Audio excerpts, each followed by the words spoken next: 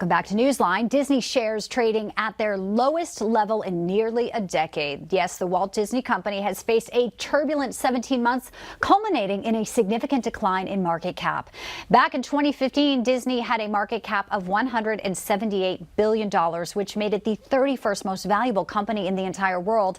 And now it is the 69th largest firm. Let's welcome in our panel to discuss this. Founder of Hold the Line, Sean Feucht, our Tom Basili, host of America Right Now on Newsmax, and Reverend John Amenchikwu, pastor, author, senior fellow, 1776 Action. Welcome all. It's great to have you in. Good to be here. Thank you so much for having us on.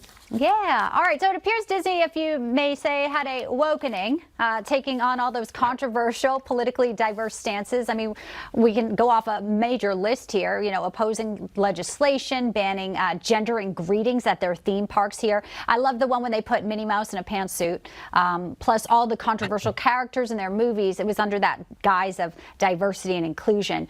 But it clearly looks like Disney's woke agenda now has been alienating fans. I want to start with you, Sean, to get your reaction.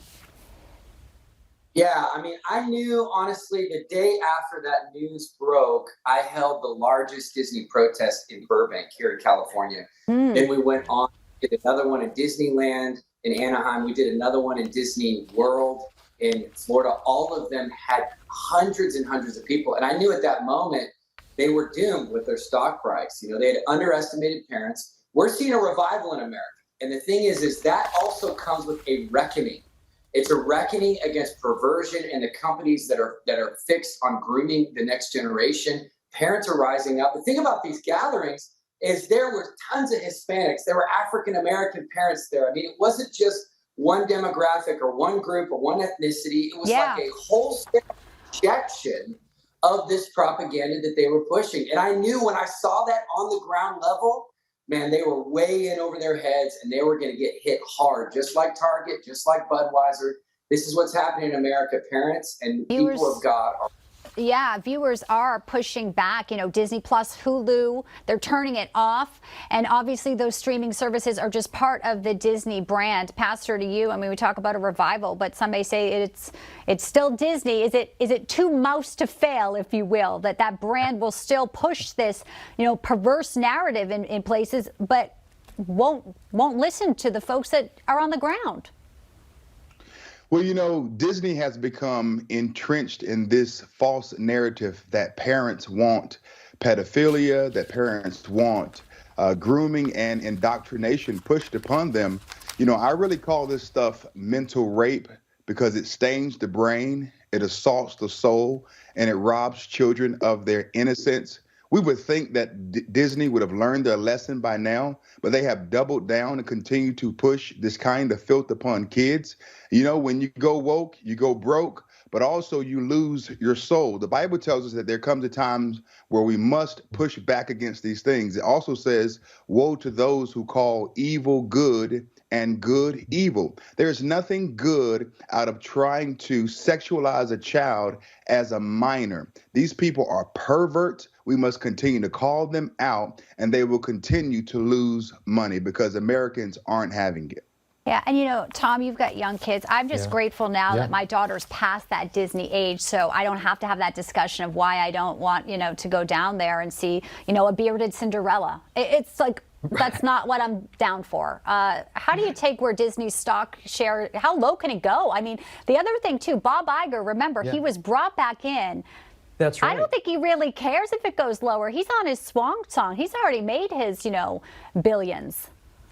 Look, he's trying to figure out, I think, how to save this, and he's not going to be able to do it unless he gets these rabid leftists out of the company. I mean, he needs to clean house. All of these people who don't believe that Disney should be about the magic anymore, who don't think that kids should just be allowed to be kids, and who think that Disney shouldn't be about Mickey Mouse, it should be about climate change and gun control and racism and transgender cultism. All those people have to go.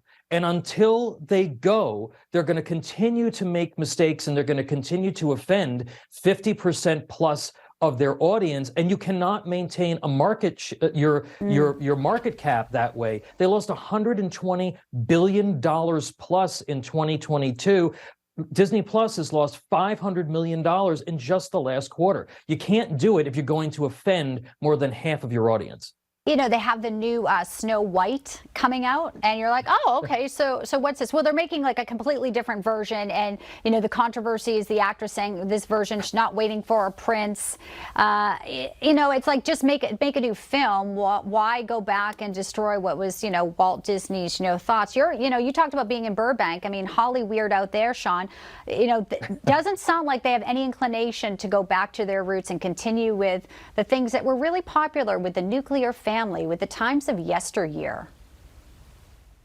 Yeah, I mean, Disney's a prime example of a company that was created for, you know, wholesome entertainment that built up family values and that really served the American people. And in turn, you know, Americans supported it and consumed it and loved it. And you know, they have turned from that agenda to join together really with demonic forces. Let's just call it what it is. Like Pastor said, demonic forces and principalities that are anti-Christ, anti-family, anti-God, anti-America, and they're going to suffer the consequences. And it's important for us, you know, especially as believers, especially as people of faith, you know, to drive a stake in the ground and say, we're not going to stand for this. You know, we are going to rise up. We're not going to stand for the company that once did good, but now they've turned from their ways. I mean, I can name numerous Bible examples of moments this has happened, but we're seeing it play out right before our very eyes.